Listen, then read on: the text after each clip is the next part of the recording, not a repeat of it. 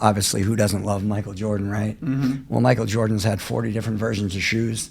There's only one original Air Jordan, and there's only one Pro Elite. Right? We're not a sports marketing company with a ton of resources towards marketing, right? Interesting, like we have north of 80% market share in the minor leagues. Really? Right? So you look at that. A lot of that's built on the legacy and the relationships of the family servicing the catchers and the equipment managers. So he apparently takes his glove and throws it in the microwave and just wants to warm up the leathers, which will 100% happen. There's no metal. It's not like the old days when they had metal rivets on the ball glove. So there's nothing wrong with doing that, except...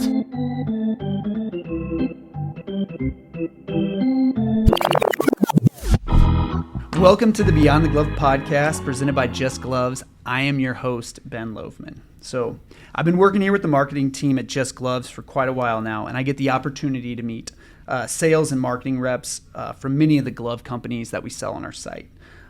And in the time that I've done this job, I don't know that if I have met a representative of any company whose passion for product is quite like our guest today. For today, we have on the show Scott Bilodeau, the Vice President of Sales, Marketing, and Product Line Strategy for AllStar Sporting Goods. Scott, thanks for joining us today. Thank you very much for having me, Ben. Yeah, we've been eager to record this interview for a while now. I know that it really enhances the experience for both of us, and I also think for the listener as well. So we really appreciate you being with us here in Kansas City. So. Yeah, again, I mean, this is a great place. You guys do great things here. And, you know, an example of, you know, having podcasts like this, just getting different insights about companies, brands, history, all that sort of thing. I think, you know, it's meaningful to a lot of people out there. Yeah, no, we're looking forward to growing it as well. So when I think of AllStar, naturally, my mind immediately goes to catcher's mitts and catcher's gear. And when you look at all the other glove companies that are out there on the market right now, you guys are definitely different when you compare your guys' approach to the market compared to, say, like a Rawlings or a Wilson company. How would you describe AllStar and kind of the mission of your guys' company? Yeah, I think you hit it on the head. Like, we're just different. You know, those other competitors, Rawlings, Wilson, like they're good companies too. They are definitely holistic in their approach of what they have, right? They carry bats, they carry, you know, uniforms and baseballs and all of those sort of things. You know, our approach is like, we want to be the masters of what we do. And, you know, I think the AllStar brand and the legacy and the history of the brand is, we are the masters of what we do when it comes to catchers and catchers protective. You know, I think it's unique that we say, yeah, we make catchers mitts. We don't make fielders gloves, really. Like, our focus is catchers mitts. And for us, you know, if we don't do it right for the catcher, like, our business is sunk, right? All those other companies, like, they can have a failure in a category or there, and they're still going to survive because chances are they got some other item in some other category that will carry them through the mistake. Like, we can't afford to not do everything 100% right for the catcher. And that, you know, that I think is a differentiator for us. You know, I like to call us like the little engine that does, like, because we are, and it is really goes back to the legacy of the Jurga family. And it is a family owned and operated business, right? Like, so there's no shareholder to talk to about profit margins versus, you know, we are always told, and the two brothers now that run the company, Brad and Stan, it is always about what is the best thing for the player, for the athlete, not what's the best for our profit line. And that is you know, something that is unique for us. We're very fortunate in that regard. Yeah. No, and I'm really excited as we continue this conversation. I think that's definitely going to show that it is all about the catcher and making the catcher better as we continue going along. But so one of the things that has always attracted me to AllStar as I've been learning about your guys' company is your headquarters, which is located in Shirley, Massachusetts, which is about 40 miles northwest of Boston. And I just think it's one of the secret little hidden gems of the baseball glove market, how you guys do your business out of there. Tell us about that building in which you guys are currently in right now. Yeah, so it's called the President's Building. Okay. So if you Google it, you want to Google map and take a look at it, the Jurga family has done excellent job in maintaining the history of that building. It's an old mill building. It's on a riverbank, and it was originally one of the offshoots of, I believe, Boston Belt Company. Okay. And it was a production factory. So they were literally making products like belts and whatnot, belts and garters out of there originally.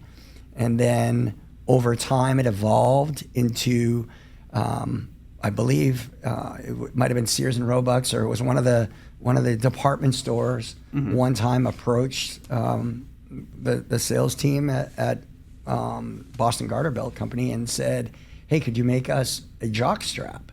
Okay. So the jock strap, because obviously it has the same elastic properties and whatnot, the jock strap really helped create the sports division, which then at one point turned into AllStar Sporting Goods. The jock straps, it's Stan and Stan Senior, and at the time his future father-in-law running the company. And I'll get the gates and dates wrong probably a little bit, so sorry, Brad, Stan and Stan Senior. But like that is the root. So it got them into the clubhouses and the locker rooms over time, dropping off jock straps, and then before you know it, like it kind of evolved into them just talking to catchers. And Stan Senior always talks about like the first couple times he'd go to a locker room and talk to the catchers, and back then the catchers were they were the grunty, wearing the tool. We joke in our building, wearing the tools of ignorance, right? And they would be like, what are you here to talk to me for? You want to go talk to the guy that hits 25, 30 home runs, or whoever the all-star is on the team, no pun, not me, the catcher. And when Stan's response was, no, we're here to talk to you, that created a relationship. Those moments created a relationship that hit the fast forward button to where we are today, is why the AllStar brand is so emotionally connected to the catching position, because it's a legacy thing, and of when nobody wanted to service that athlete, this family from that moment and to this day, like services soup to nuts, as the old-fashioned saying would be, the catcher like no other brand, because it goes back to no other brand only really makes catcher's gear. They've got other things to worry about. They've got to make sure the outfielder's glove and the pitcher's glove has got the right logo on for TV. Like no other brand focuses solely on the catcher other than us. So, the service levels, and you might need to edit a lot of this because I can't speak enough about the service level that the Jurga family gives to their catchers, and just in totality, like to the business, to our customer service people, and the internal employees. Like it's a great family. It's a great family business, and it's a great family to work for too. So that's really cool.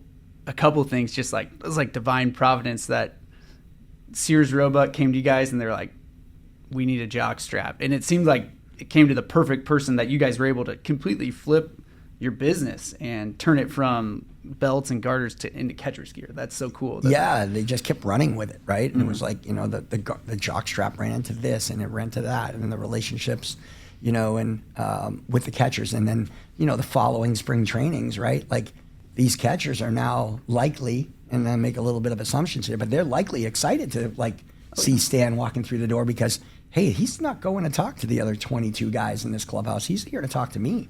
So they got ideas, and I can tell you, through those relationships, and every company has sports marketing people, right? Yeah. There's only, when you're talking about sports marketing people, there's only one company that their sports marketing people are the owners of the business.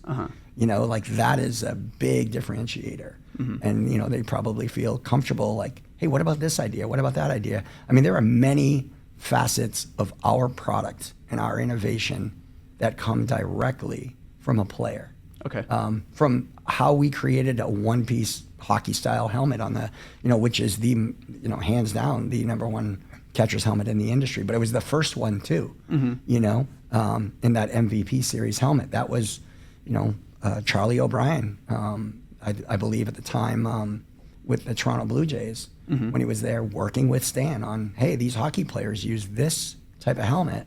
How can we make it for a catcher? And look at it now. The MVP Pro helmet is the number one choice of catcher's helmet in major leagues. Really? Yep. That's awesome. And I love that you mentioned Charlie O'Brien, because there's a slew of little known baseball players out there who have really changed the sporting goods market just in giving feedback for how they want their product to look. And I know a big one for you guys, as I've done some research on AllStar, I believe is it Rich Gedman? Yep. Was for the Boston Red Sox, and how he was, you just go look him up and you're like, he had a good career, but he's not like your household name when you think of famous catchers of all time. And I think he had a huge part in helping develop the AllStar product right from the beginning. 100% Getty did. And I mean, I was obviously a Red Sox fan, so I can tell you he was number 10. He used to stand like this at the plate. And I can give you all of that.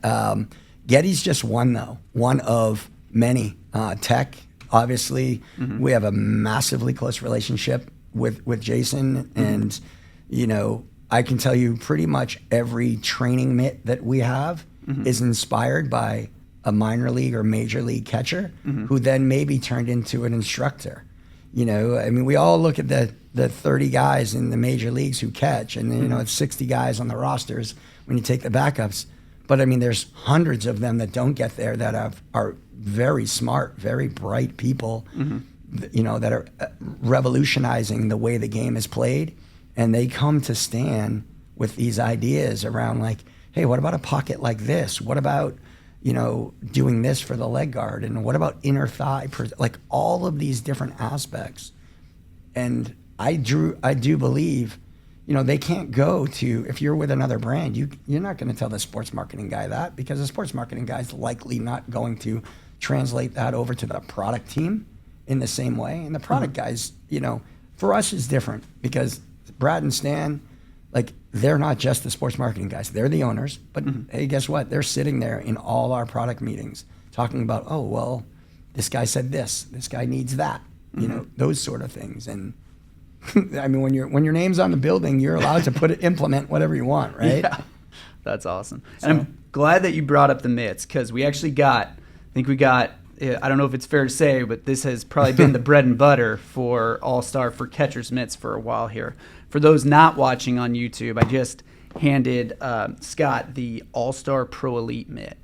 This is the 33.5-inch model right here, and just an absolute legendary mitt. I remember when I was in college playing baseball, the catcher on our team, he had AllStar. He was a good catcher, and it was immediately I was like, okay, AllStar is they're good catchers, good catcher's gloves. If Pat on my team's using one, but this glove right here, for those of you that really like to get into the details, Scott and I were talking right before we started recording, but this glove, it has a little bit, the way it's designed for a quick transfer catcher. Is that right? Yeah, correct. So this is the black and tan, and in a time and place where this glove is a legacy glove. So when I present this glove to people who are learning about the business and whatnot, I kind of relate it to footwear, right? Or you could relate it to vehicles or something. But I stick to footwear. Obviously, who doesn't love Michael Jordan, right? Well, Michael Jordan's had 40 different versions of shoes. There's only one original Air Jordan, and there's only one Pro Elite. There you go. This is often duplicated, what's the saying? Often imitated, never duplicated. Everybody now has copied this pattern from a competitive standpoint, but there is only one Pro Elite. So this is a Pro Elite black and tan. So we make them 3 different colorways. We make the all blondes, where there's all blondes, and there's functionality, not fashion, not color design, and I want this color for that. There's functionality to the 3 models. And we really don't use the all blondes anymore. Okay. And without getting long-winded into it, but we have the black and tan, and then we have the all black. I like the all blacks are predominantly what you see in the major leagues. Okay. Because they're super stiff, they take a little bit more to break in. Yeah. The black and tans break in a little bit easier, because the tan leather goes through a lesser process than the black leather, but there's functionality to the gloves. And that has kind of always been a thing for us. Like, we don't do things just for flair. We do it for function. And yes, it's a quick, to answer your question, it's a quick transfer glove. So shallow pocket, designed to get the ball in and out, because at a time and place, that was all that was important, right? Transfer time and whatnot. As the game evolved, like, the spin rates have increased. We also have another glove called the S7 Elite Pro model, and that's a deeper pocket. It's designed to be able to catch balls that that are higher spin rates and whatnot for that guy that's more comfortable with that.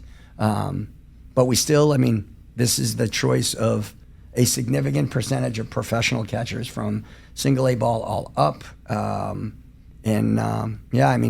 Again, to the point of, like, if we screw something up, like, we're kind of sunk. Like, this is tried and true. And when you go to spring training, I'm very lucky to go with Stan to the Arizona Fall League every year. And every year when we're bringing new product to show them something new, they're like, well, what'd you do new to the mitt? And Stan is like, well, we really didn't do anything. And their instant answer is, good, don't ever touch it. So the guy who loves this glove, they love this glove.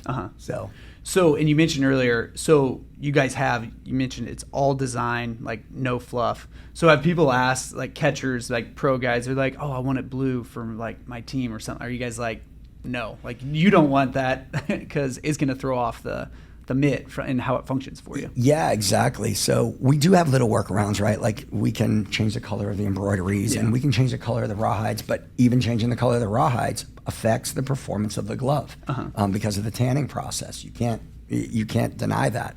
We've tested all the gloves to know, like, oh, that glove breaks in a lot faster or breaks down a lot faster when you start to change colors of the glove. So we address it with them, and we let them know that we are strongly advising them against it. I don't want to say that we've never made a different colored glove. I don't think we have, though, in these pro elites. I think I do know that we've only that we have updated rawhides and whatnot, and then sure enough, like, the player will come back and they'll be like, you're right, leather broke down a little bit faster. So the glove's got enough style and legacy, right? And I'll use the Jordan reference, right? What's cooler than watching a pair of white, red, and black Air Jordans walk down the street, right? They just have this look, and it's one of those, if you know kind of things. Or real recognizes real is another thing they always say, right? Like, that guy uses a pro elite mitt, he's legit. That's cool. And so for your baseball experience, so I know you played in college at Southern New Hampshire University. Yes. Were you a catcher? No. Okay, so with you working, look at this frame. You think I can catch? You never know. So with your experience not being a catcher, when you got to AllStar Sporting Goods, did it require a lot of, like, kind of like reworking your brain as a baseball person to, like, zone in on the catchers? So I think, Ben, you know me well enough to say, wow, and I appreciate you talking about my passion. Like, I love baseball and softball. Like, it is my life. Like, it's personal, social, emotional, all of it. Like, I love it. Like, I love every aspect of it. So, I always wanted to be a catcher. I caught one game, for the record. In your life? In Little League. Okay. I begged my Little League coach, and he let me catch one game in a tournament that meant nothing. And I threw out a guy stealing second base, and I told him, I said, see, I can be a catcher. But outside of that, no, I've never caught. It's always been easy for me because I watched the game, and I was in college. I was very lucky. So my head coach, Bruce Joyce, he was a catcher. He played minor league baseball. So, you learn those 4 years through him. And I think everybody, so specific to AllStar, like, everybody in our building has that same passion. Like, our designer, Mike Deodato, is, like, lights out. And, he never caught. He was a third baseman. But he's created catcher's gear right now that's spring training that players cannot get enough. There's more players disappointed that we couldn't give him some of the gear than anybody giving any negative feedback about the innovation that he put into it, because he's got a passion for it. Keenan Long, our product manager, like, same deal. He was a catcher. He was a professional catcher.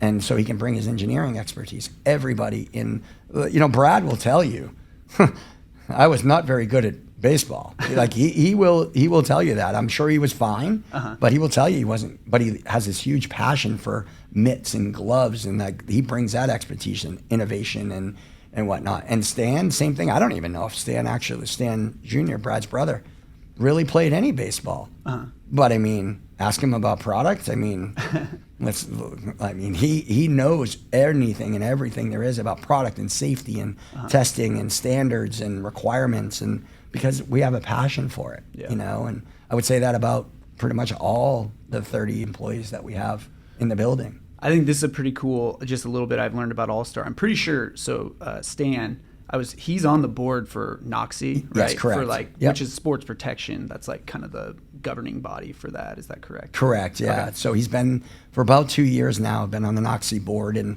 so he's able to bring insights to them and then listen to their points of view through others. You know, NOXI is not just for baseball. It's for soccer. It's for safety protection in total, for athletics and whatnot. And he's able to gain information from other areas that he can then bring back to the table for us. So it's kind of a win-win. And he's super bright. I mean, he's a Harvard graduate with and I'm going to probably screw this up. He either graduated from Harvard with a master's at MIT, or he graduated from MIT with a master's at Harvard. Either combo. Either way, I mean, right? Like, how do you screw that up? Yeah. You know, how's that a bad thing? That's awesome.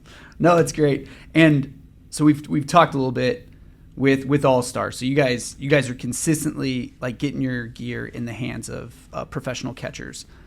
And for me, like, I think that was my first introduction to AllStar ever, was seeing an AllStar glove in an iconic moment for baseball. I'm going to show you this picture here, and for those watching on YouTube, Adam will get this up on the coverage that we have on YouTube. But here's a picture. We mentioned him a little bit earlier. There is Jason Varitek shoving his AllStar catcher's mitt into A-Rod's face in 2004. When I think of AllStar, I always think of the Red Sox. And I think that it is that picture right there that makes me think of that. What is Jason Varitek's influence been like on AllStar? Yeah, so that's the black and tan. That's that he's got in his hand right there. I can see how baggy that pocket is and customized. I bet you those laces didn't taste too good in A-Rod's mouth, right? So that was for me as a fan, right? Like, a couple of years removed from college, you know, and huge Red Sox-Yankees rivalry, obviously, especially from like mid-90s when the Sox had Pedro. Then they got then Nomar came up, and like you got all these guys, and now it's like, whew. And then there was the year before, 03, when Sox got all the way to it, and then Aaron Boone, I'll skip the middle adjective. Aaron Boone hits the bomb off a wake in the bottom of the extra innings in the Yankee Stadium. They walk off and lose. That was kind of like the Kickstarter moment of the 04 season. So Varitek will tell you, like he'd much rather focus on, hey, that, you know, for us, the 04 season isn't about that game in July against the Yankees when it was sweltering heat out and whatnot at Fenway. He would much rather talk about how the team overcame all the adversity of the Yankees and what that Yankee-Red Sox rivalry meant. You know, if that happened to maybe relight a spark for the team, great. But I know, you know, everything I've heard is, you know, he's way more about the end result, which was, hey, we were focused, and that became a great moment for them to kind of catapult onto winning the World Series and reversing the curse, as they say, right? But like, I don't think he would hit himself from. I've never met him. But Brad and Stan talk to him a lot, and he's still very much a big contributor to what we do. I mean, he's a contributor to some new leg guard technology that we're bringing in around inner thigh protection, and he would very much put that in the back of the closet and rather talk about how his team. Varitek's a huge team guy, and you know, when I was young, I didn't understand why he was the captain, because he wasn't necessarily a best offensive player. Yeah. I'm like, why wouldn't you give that to Nomar at the time? And of course, that's played out. Like, Nomar gets traded in 04, you know, at the trade deadline in July, and, you know, and Tech was the captain.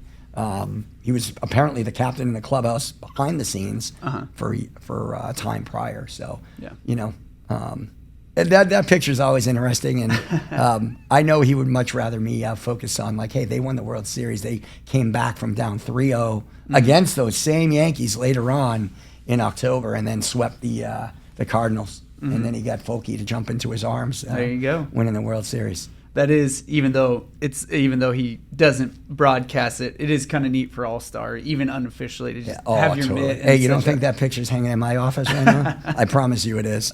That's funny.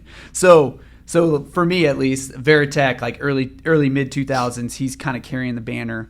Nowadays, though, as I'm thinking about pro players that you guys have gone after, Martin Maldonado comes to my mind first. He's been in a lot of Octobers recently playing catcher. He's got the hockey style all-star mask, and he's got his all-star. He's using a pro elite as well. So, as we've spoken before, you've mentioned Maldonado and how he had a pretty hilarious kind of mistake, I guess you could say, with how he tried to break in one of his mitts. Why don't you go ahead and share that story with us? Yeah, so the story is Martin Maldonado won the 2017 Gold Glove Award, catching.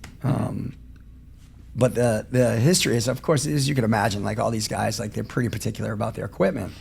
And specifically with gloves, like, they don't just have one mitt. They're breaking into one in the backup, and then the backup to the backup, right? Yeah. Just in case something happens to the gamer in the game, and like they're very particular about stuff.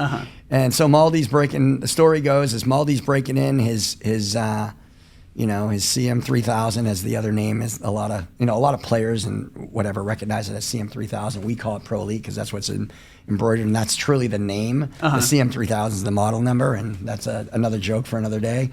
But he's breaking in his Pro Elite, and he's playing in winter ball, and he wants to kind of break it in a little faster. And we, as a company, will tell you the only way to break in your glove is to play catch with it. There you go. Like, you don't need to put creams. You don't need to do this. You don't need to dunk it in boiling water and all of the crazy tricks, right? Some of the stuff helps and hydrates the leathers, and there's conditioners that are good for it, but don't do anything. Play catch with it. And we trying to tell a pro athlete what to do is not always the wisest of choices. So, and they do what they do.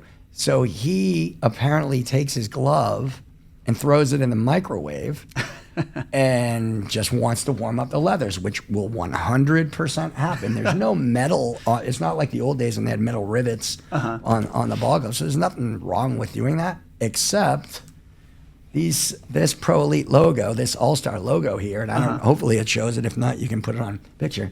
It's gold foil. Okay. It's a foil thread, so it catches fire in the microwave. Oh no. During winter ball. And so obviously he takes it out, probably stamps it out and does whatever, but he keeps using it. Nice. And then the glove felt so good, he's like, that's my gamer. Oh, no. For the season. So, and I wasn't at AllStar at the time, but, I'm sure, unquestionably, because there's a very close relationship with Maldy and the Jurga family, they were like, hey, let us send you...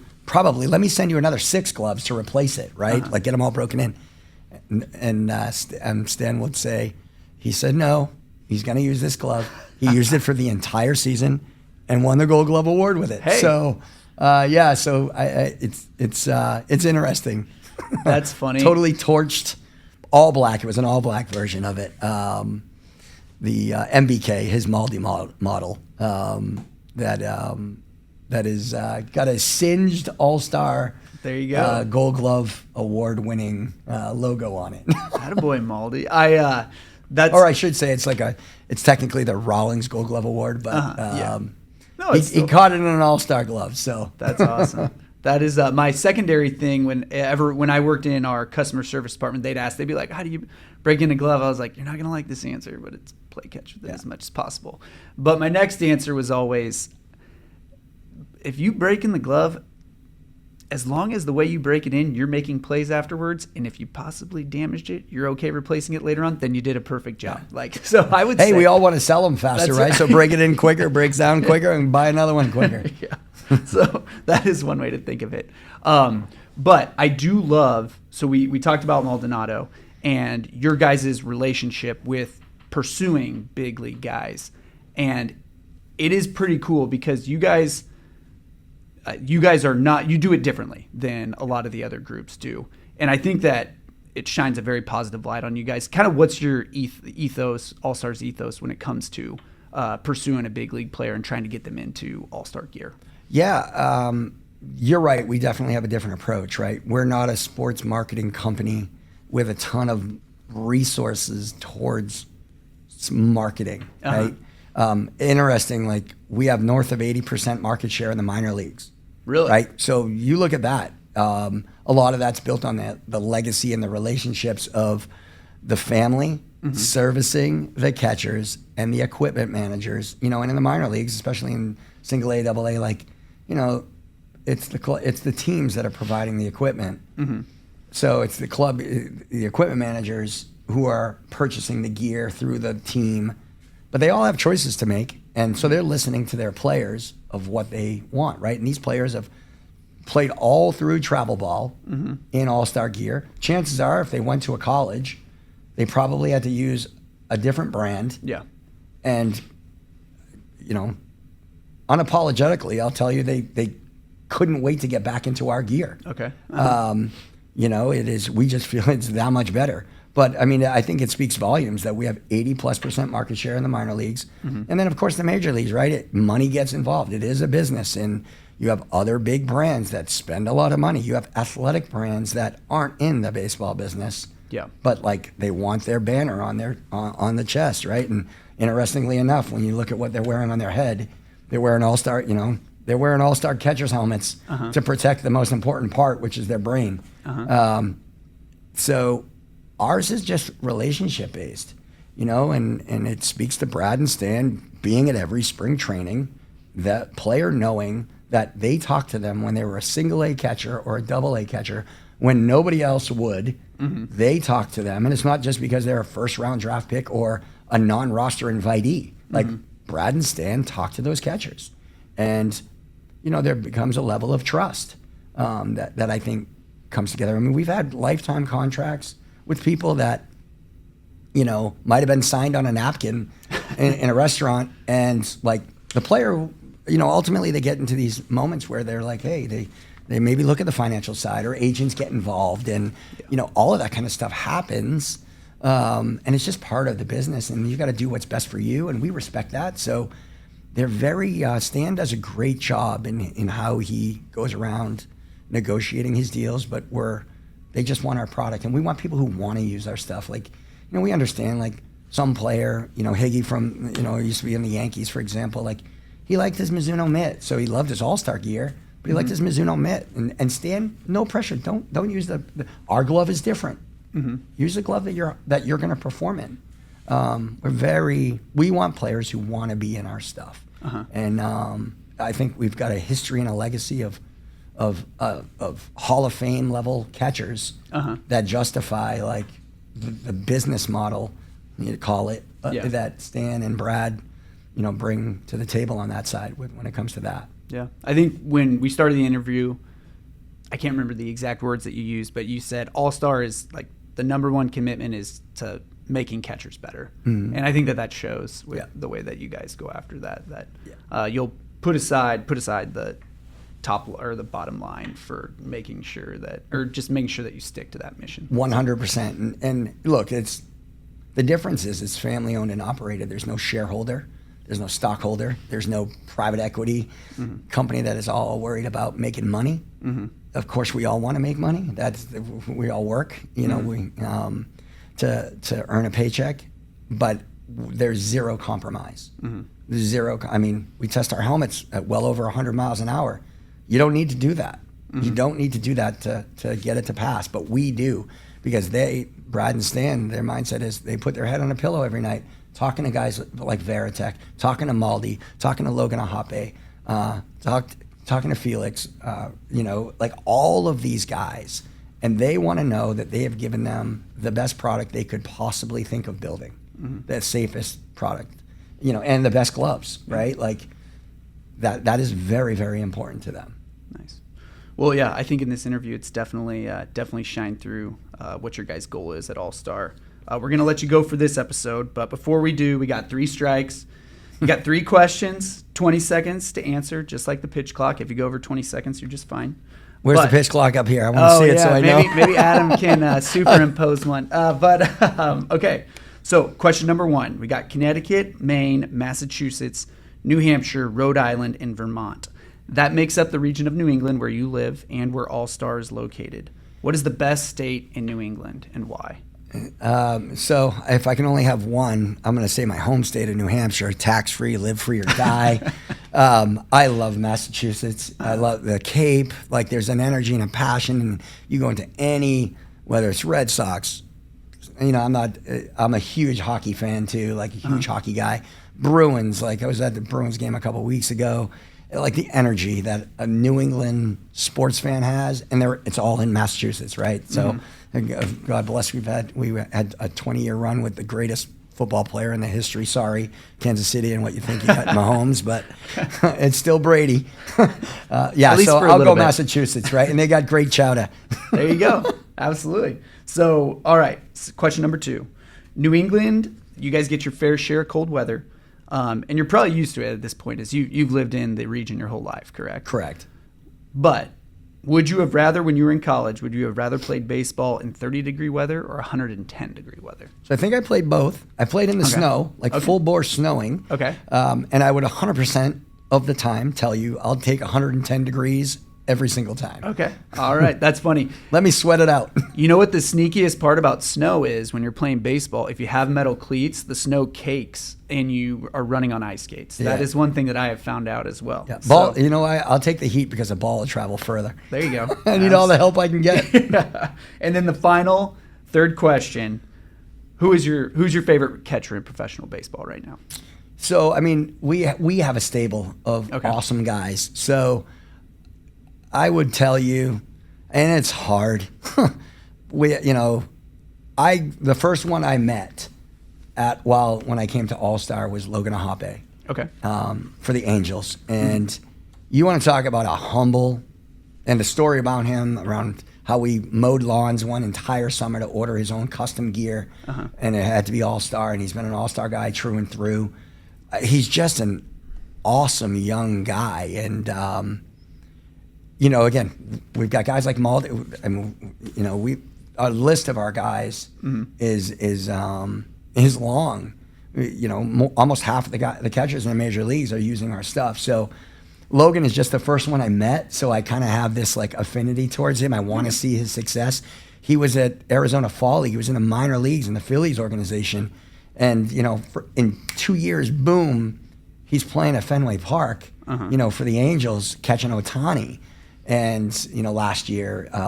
So I really want to see him thrive over the next, 10, 15 years, if he can have a career like that, because he just has always come across, even, DM him rarely, but on occasion. And the guy's got a zillion followers and he'll respond. Really? Like he's just an awesome human being. And we have a roster full of awesome human beings. Sorry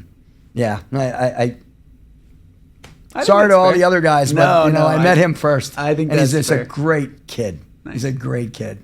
That's awesome. Well, Scott, thanks for joining us on this episode. I would definitely recommend, if those who have social out there, give AllStar a follow on Instagram. You guys are always putting up great content, not only just cool stuff to hype, but a lot of times educational as well. So yes, I like very highly educational. Yes. Yeah. So if you want to learn more, definitely follow them. For those of you who are listening to Beyond the Glove, you guys are enjoying the podcast, you want to find out how to help, definitely just tell our podcast word of mouth about how much you like it. Let other people know. And then if you'd be willing to, if you're watching on YouTube, give us a thumbs up. Also, if you're listening on Apple or Spotify, give us a 5-star rating. Until next time, see you guys.